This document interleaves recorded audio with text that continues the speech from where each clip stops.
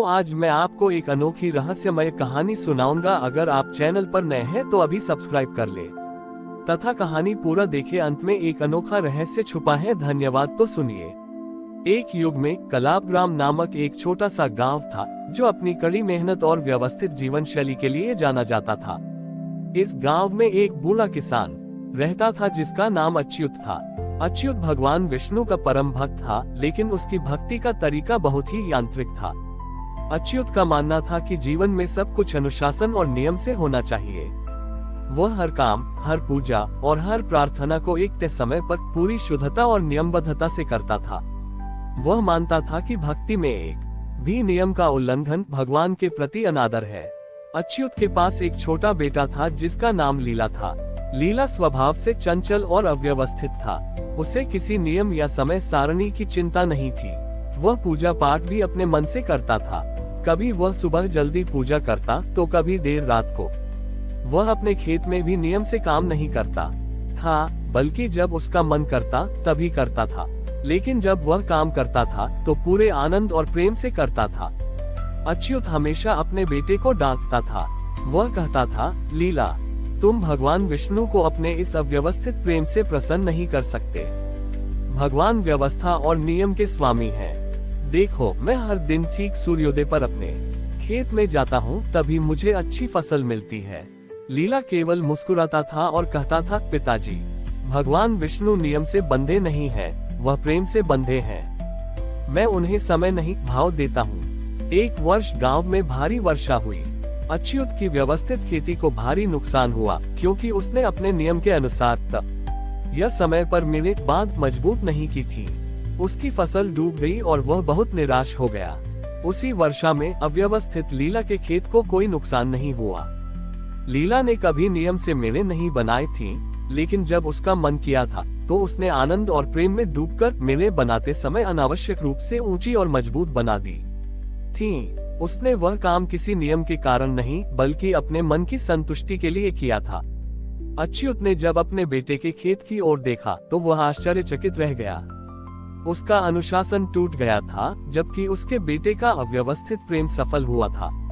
अच्युत ने दुखी होकर आकाश की ओर देखा और पूछा, हे नारायण, मैंने जीवन भर आपके व्यवस्था के नियमों का पालन किया, फिर भी मेरी फसल नष्ट क्यों हुई और मेरे इस अव्यवस्थित बेटे की फसल क्यों बच गई? उसी क्षण उनके खेत के ऊपर एक अद्भुत इंद्रधनुष प्रकट हुआ। इंद्रधनुष के केंद्र से भगवान विष्णु स्वयं प्रकट हुए। भगवान ने अच्युत से कहा, अच्युत, तुम मेरे नियमों को तो जानते थे, पर तुम मेरे स्वभाव को नहीं जानते थे। तुम मेरी पूजा डर और कर्तव्य से करते थे, न कि प्रेम और आनंद से। भगवान ने समझाना शुरू किया, तुमने अपने खेत में मिले नियम से बनाई, पर वे कमजोर थी क्योंकि तुम्हारा मन केवल नियम पूरा करने में था। लीला ने जब मिले बनाई तो वह समय नहीं देख रहा था, बल्कि वह केवल आनंद महसूस कर रहा था। उसके उस आनंद और प्रेम ने उसे अनावश्यक रूप से ऊंची और मजबूत मिले बनाने को प्रेरित किया। जब तुम्हारे मन में नियम का अहंकार आता है तो तुम्हारा कर्म सीमित हो जाता है।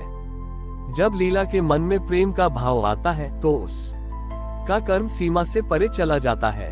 मैंने तुम्हारे नियमबद्ध श्रम को स्वीकार किया, पर मैंने लीला के अव्यवस्थित प्रेम को अधिक महत्व दिया।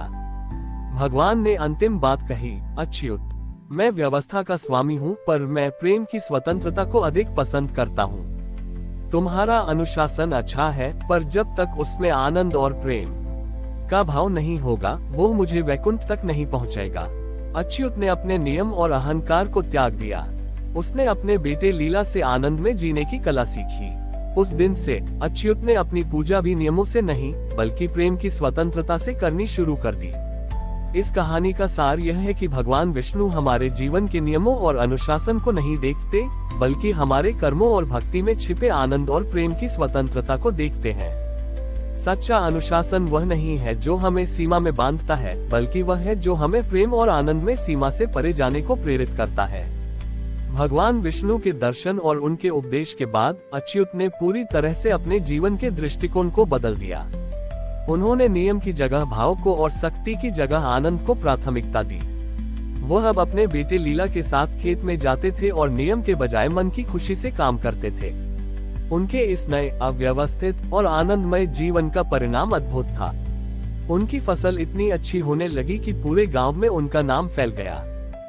गांव वाले अच्युत और लीला से पूछते थे कि उनकी सफलता का रहस्य क्या है।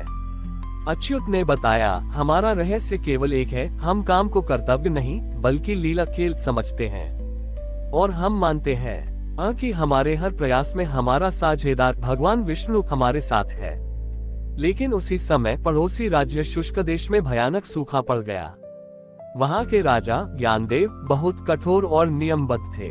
उन्होंने अपने राज्य में केवल उन्हीं लोगों को अनाज देने का नियम बनाया जिन्होंने राज्य के नियमों का 100% पालन किया था। जो थोड़े भी अव्यवस्थित थे उन्हें भूखा रहना पड़ा। जब शुष्क देश के लोगों ने कलाप ग्राम की समृद्धि के बारे में सुना तो वे सहायता के लिए अच्युत और लीला के पास पहुंचे। लीला बिना किसी नियम या शर्त के तुरंत अपना अनाज देने को तैयार हो गया, लेकिन अच्युत ने उसे रोका और कहा, लीला, हमने भगवान से सीखा है कि प्रेम सीमा से परे होता है, पर सेवा में विवेक भी होना चाहिए। हम उन्हें केवल अनाज नहीं दे सकते, हम उन्हें प्रेम और आनंद से काम करने का ज्ञान भी देंगे।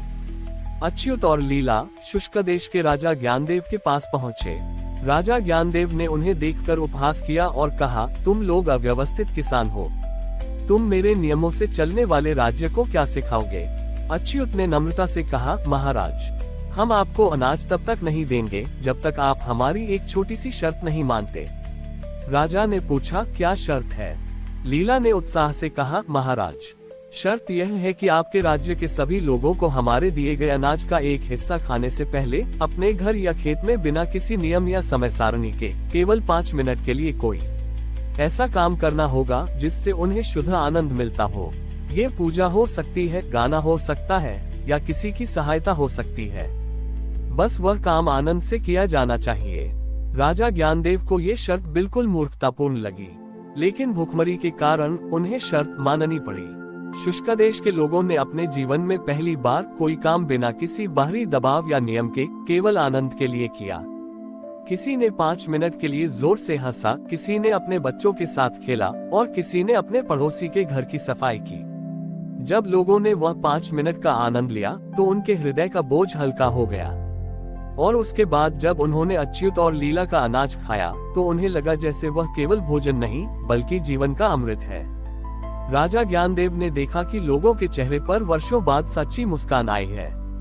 उन्होंने महसूस किया कि उनके कठोर अनुशासन और तर्कसंगत प्रबंधन ने उनके राज्य से प्रेम और आनंद को छीन लिया था। जब राजा ज्ञानदेव ने अच्युत और लीला से पूछा कि इस सब के पीछे क्या ज्ञान है, तो अच्युत ने कहा, महाराज, भगवान विष्णु नियम से बंधे नहीं हैं। जब हम अपने कर्मों में प्रेम और आनंद मिला देते हैं तो हमारा कर्म लीला बन जाता है और जहाँ लीला होती है वहाँ कभी सूखा नहीं पड़ता। राजा ज्ञानदेव ने अपने राज्य के कठोर नियमों को नरम किया। उन्होंने समझा कि सबसे बड़ा अनुशासन अपने हृदय को प्रेम और आनंद के लिए खुला रखना है। उन्होंने कलाप ग्राम से अनाज नहीं बल्कि आनंद का ज्ञान लिया। इस कहानी का सार यह है कि जीवन का सबसे बड़ा अनुशासन वह है जो हमें नियम के बंधन से मुक्त कर प्रेम और आनंद में काम करने की स्वतंत्रता देता है। केवल नियमों से चलने वाला जीवन सूखाग्रस्त हो जाता है, जबकि प्रेम और आनंद से भरा जीवन हमेशा फलदायी रहता है, क्योंकि भगवान विष्णु लीला आनंदमय कर्म में ही निवास करते हैं। हमारी और भी आध्यात्मिक एवं अनोखी कहानियां देखने के लिए हमारे चैनल पर जाएं तथा धार्मिक एवं पौराणिक अनोखी कहानियां हमारे चैनल पर है। कृपया जाके देखें तथा हमारे चैनल को सब्सक्राइब करके रखें और वीडियो लाइक जरूर करें। धन्यवाद।